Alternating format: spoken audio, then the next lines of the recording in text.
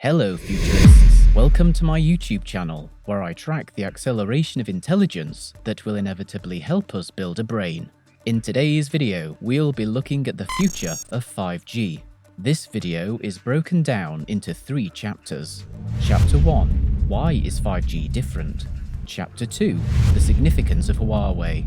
Chapter 3, the current control of 5G. Chapter 1, why is 5G different? The first generation, 1G, was introduced in the 1980s and delivered analog voice. Then, 2G introduced digital voice, also called CDMA or Code Division Multiple Access, in the early 1990s. After came 3G, which was introduced in the early 2000s, bringing mobile data to the masses. This is commonly referred to by engineers as CDMA 2000. In the decade of the 2010s, 4G LTE, or long-term evolution, ushered in a new era of mobile broadband. 1G, 2G, 3G, and 4G all led to 5G, which is intended to provide greater connectivity than ever before. 5G is a more capable and unified air interface. It has been built with increased capacity to support next-generation user experiences, new deployment models, and service delivery. 5G will take the mobile ecosystem to new heights with its high speeds, high reliability, and low latency. Every industry will be affected by 5G, with safer transportation, remote healthcare, precision agriculture, digitized logistics, and more becoming a reality. 5G wireless technology is designed to provide multi-gigabit per second peak data speeds, ultra-low latency, increased reliability, massive network capacity, increased availability, and a more consistent user experience to a larger number of users. Higher performance and efficiency allow for new user experiences and industry connections. It's hard to believe, but there was a time before the world was contained within a pocket device. The steady advancement of wireless technology made our phones indispensable appendages. Voice calls were possible on 1G mobile networks in the 1980s. A decade later, 2G brought improved voice quality and the introduction of text messaging. With 3G came data streaming, allowing us to access the internet from almost anywhere. In 2008, 4G technology was introduced, offering data speeds 10 times faster than 3G. Resulting in the widespread adoption of mobile apps such as Facebook and the birth of companies such as Uber. Right now, we're on the verge of taking the next big step forward in communications. 5G is a revolution, not a refinement. If predictions are correct, early smartphone technology will resemble a copper telegraph cable. The concept of data throughput plays a role in the transformation. Clon Kitchen, director of the Heritage Foundation Center for Technology Policy, explains, "Imagine water is data. Isn't there a limit to how much data you can send over a 4G network? The garden hose expands to become a fire hose with 5G. Between 4G and 5G, the increase in data throughput will be greater than between any previous generation of cell technology. According to some estimates, 5G will have a data rate of up to 100 megabytes per second. It's 100 times faster than its predecessor, which means you could download a 2-hour movie in the time it took you to listen to this sentence. The ramifications are enormous. The speed of 5G, according to Tom Wheeler, a former chairman of the Federal Communications Commission, will change the very nature of the internet. According to one Silicon Valley venture capitalist, 5G could massively open up a new frontier of virtual and augmented reality, allowing us to superimpose data onto the surface of futuristic lenses. Furthermore, 5G may hasten the rise of the long-anticipated Internet of Things. By 2035, 5G could add $12 trillion to the global economy and 22 million jobs in the United States alone. 5G has been dubbed the central nervous system of the 21st century economy, for good reason.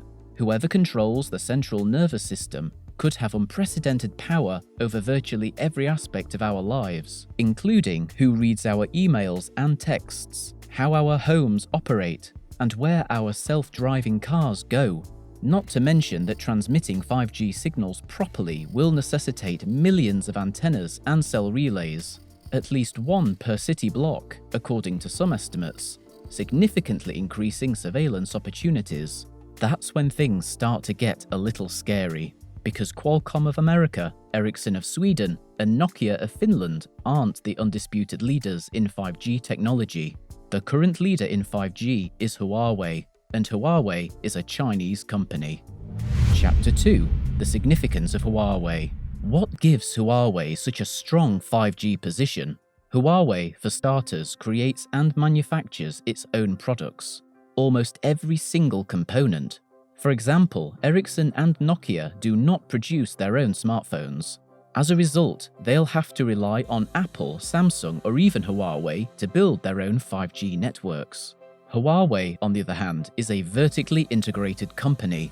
It not only manufactures 5G chips, routers, and other critical hardware, but it is also the world's largest smartphone manufacturer and overtook Samsung in 2020. Huawei's all-in-one model, when combined with a cheap labor pool and those lucrative state subsidies, allows the company to offer its services for up to 20% less than its Western competitors, partly due to the heavy government subsidies given to the company. Huawei has pledged to spend $20 billion annually on R&D to further strengthen its 5G edge. According to the German firm iPlytics, Huawei has registered 1,529 5G patents, nearly double Qualcomm's 787, though some have questioned the technical quality of Chinese patents. Huawei has already made a number of breakthroughs, including testing 5G at both lower, better for cell coverage, and higher frequencies, which yields faster data speeds. Huawei's 5G lead is so significant that the company has already begun research into 6G technology. Huawei has taken advantage of its technical superiority to gain a competitive advantage. Huawei has sent more employees and provided more technical input than anyone else to meetings to develop and refine 5G standards, such as the International Telecommunication Union or the third-generation partnership project 3GPP. Huawei's 5G dominance is more than just a financial challenge. It is a direct threat to the security of the United States and the rest of the world. The issue isn't just the massive data collection capabilities that 5G networks would provide foreign intelligence agencies. The more things that are connected to the Internet of Things via 5G, the more they can be weaponized against us. Putting railcars manufactured by a Chinese state-owned firm underneath the Pentagon in Washington, D.C., or near sensitive locations in New York City or anywhere else in America is a horrible idea, said Scott Paul, president of the Alliance for American Manufacturing, testifying in favor of prohibiting cities from buying buses or trains from Chinese manufacturers, infrastructure that will no doubt soon rely on 5G networks. Recognizing the threat posed by Chinese 5G, Congress passed legislation in 2018 prohibiting the US government and government contractors from using Huawei or ZTE technology. Following that, the Trump administration placed Huawei on a blacklist, requiring special approval for the company to do business with American firms. For example, denying Huawei smartphones access to Google's apps. Key American allies have also rejected Huawei's networks, including Canada, the United Kingdom, Australia, and New Zealand. The biggest stumbling block remains the lack of a credible American alternative to Huawei, and other Western competitors such as Ericsson and Nokia have frequently been underbid or outflanked. China, on the other hand, hasn't shied away from using its considerable clout to bully countries that refuse to use Huawei. China turned around a Shanghai-bound Air New Zealand flight in mid-flight and cancelled a long-planned tourism arrangement after New Zealand announced it would ban Huawei. There have been some encouraging signs of a reluctance to do business with Huawei since early 2020. The European Union has gradually distanced itself from the corporation. Ericsson's home country of Sweden has enacted a strict ban on it. Nokia has been chosen by Belgium, the home of NATO and the European Union. The French government is promoting French telecom companies to stay away from the company. Germany appears to be torn between its painful experience with authoritarian surveillance and its desire to gain access to the lucrative Chinese market, but it also appears to be leaning toward Huawei restrictions. Regrettably, this does not imply that the tide has completely turned. Many authoritarian leaders around the world, such as Hungary's Viktor Orbán, are eager to form a technological alliance with Beijing. Huawei and MTS, a Russian telecom company, agreed to collaborate on the development of a 5G network in 2019. Huawei has conducted 5G tests in Gabon and Congo, where the company has already built an estimated 70% of the continent's 4G networks, while Huawei ZTE is piloting 5G in Uganda. Venezuela has stated that it will move forward with its 5G networks with China's assistance. Other countries such as India, Thailand, Malaysia, and Vietnam are still debating their options, with some analysts predicting that Huawei will soon control half of the global 5G market. And it should be clear by now that Huawei is controlled by the Chinese Communist Party. The Digital Silk Road, DSR, was added to China's massive Belt and Road Initiative in 2015. While Beijing uses DSR to provide a suite of technologies to BRI countries, Huawei's efforts to provide next-generation communication networks has sparked the most controversy in the US. Huawei, according to US officials, is effectively an extension of the Chinese Communist Party. Huawei, like all Chinese companies and entities, appear to be legally obligated to conduct intelligence work on behalf of the Chinese government under China's 2017 National Intelligence Law. According to this analysis, the Chinese government has the ability to collect intelligence, monitor critics, and steal intellectual property using Huawei-built 5th-generation 5G networks. There are also concerns that the company will comply with government demands and disable networks in order to impose coercive pressure on a country. Chapter 3: The current control of 5G. Commercial concerns also exist in the United States.